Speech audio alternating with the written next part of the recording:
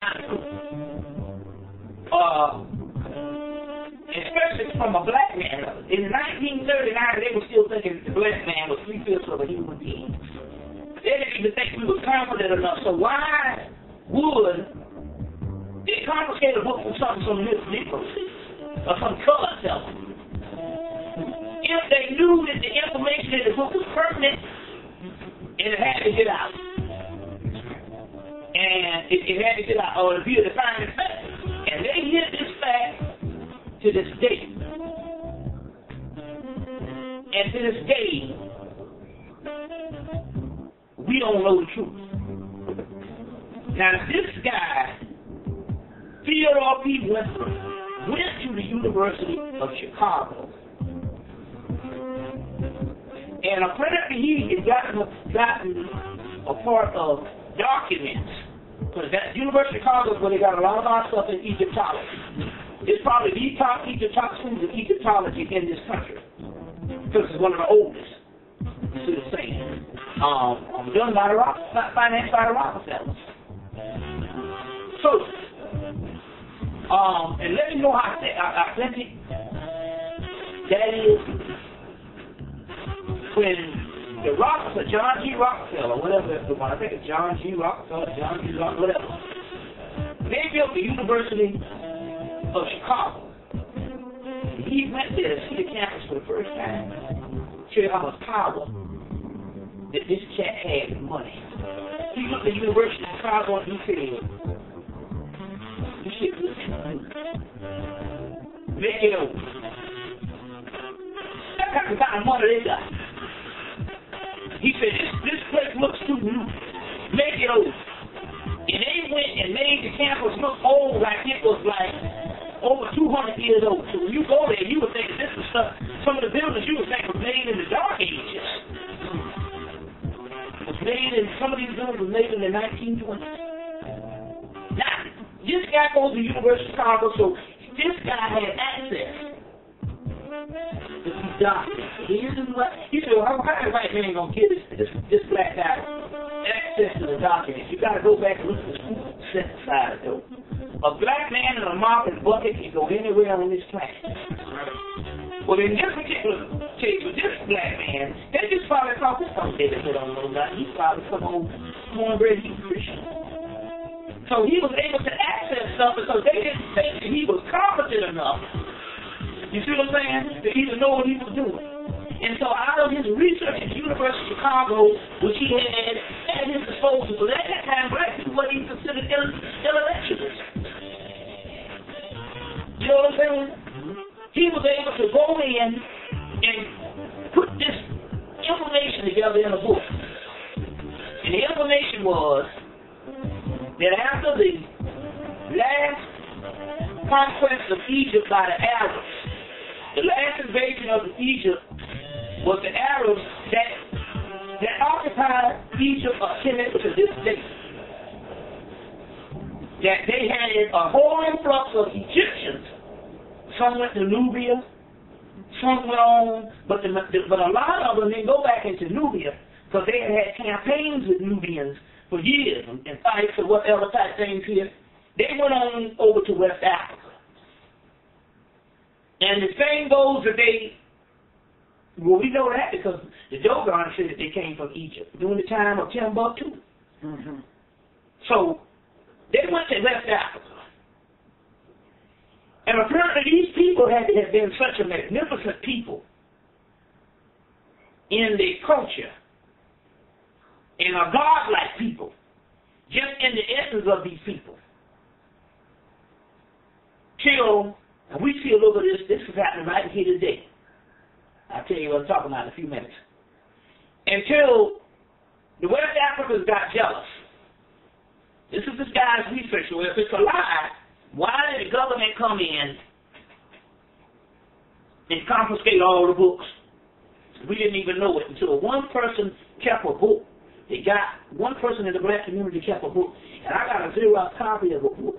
And this book was written in 1939, and it's the most, I've never seen a Xerox copy this beautiful. It was almost like the spirit said, we have to preserve this so that we can do it now. I received the book in 1999, and I got the book to this day.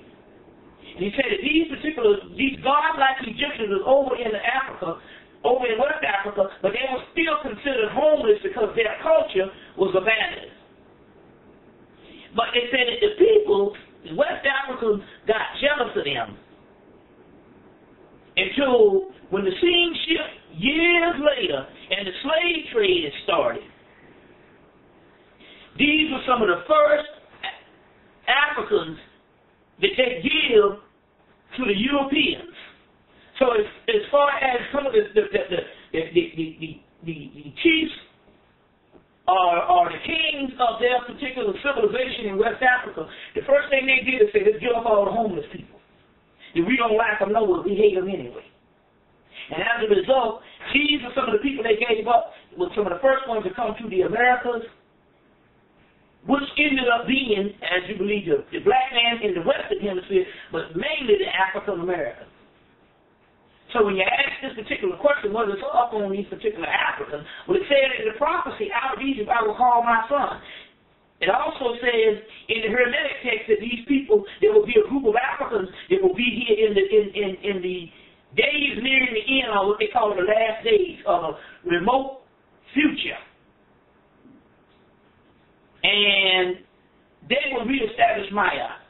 Well, you say, well, how do we know that that's actually happening? Because you got to ask yourself this question. What other people on this planet tap back into Kemet and tap back into our ancient history? The Africans ain't doing it. That's right. You see what I'm saying? Basically, no other black people on the planet is doing it. The evidence, you will know a tree based on the fruit it bears or the seeds. The evidence is us. That's right. You see what I'm saying? Because they said that it would be a group of Egyptians that will be here in the last days. You see what I'm saying? So that's what's going on when it comes to this type of thing. They're not the people. And I don't meet any of them to suggest of any type of genius that they would be the people. As a matter of fact, most of the ones that was allowed to come out of Africa only as good as they're only good at emulating the white man. You see. Now I say that for this reason. Now I'm not talking down to the African. I don't want to judge, but I want to do some things that's obvious. And that's this. The Africans need to come clean. We hear these stories about how all these Africans, when they finally, every now and then they'll meet a black person in their life that they trust. Very few, but when this anomaly happens, and they meet a black person that they trust or they respect, when I say black person, I'm talking about the black man in America.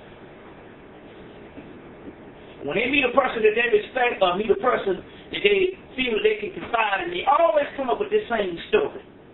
Now, our people have been hearing this story, at least, I know these stories started coming at least from the 1970s. Because when I got in college, I met a brother who veered me into consciousness that was in college in the early 1970s. And he was one of these brothers they told this story to, about how the white man comes over there and show us films and pit us and show us how you are lazy and shiftless and show us all this propaganda. And show us all this propaganda. And our people believe it. And yet, we live amongst these Africans and they never tell us this type of stuff. If you know this is not to be the truth of, well, some of them actually believe it and show you that the white man stuff really does work. Because some of the people,